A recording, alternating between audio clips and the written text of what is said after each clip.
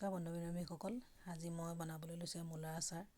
বেছি লোৱা নাই, মই মূলা 6-7টামান মূলা লৈছোঁ বনাবলৈ। তাৰপিছত এখন ৰুকনিৰ সহায়ত মই ৰুকি লৈছোঁ ভালদৰে।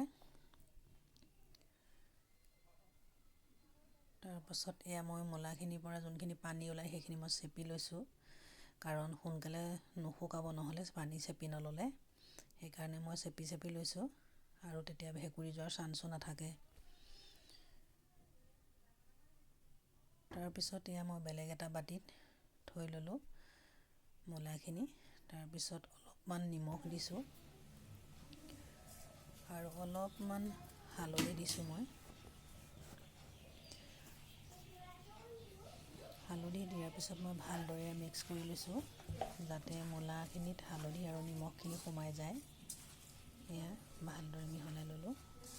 মিহলাই লোৱাৰ পাছত মই 1-1.5 ঘণ্টামানৰ কাৰণে ঢাকি থৈ দিওঁ। তাৰপিছত মূলাখিনি ৰ'দত মই শুকুৱাই হৈ গ'ল।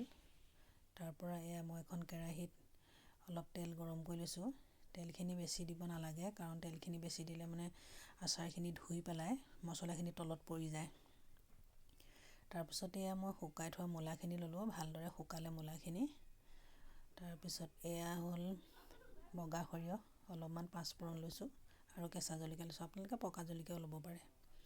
তাৰপিছতে কেৰাহীত গৰম হ'ল তেল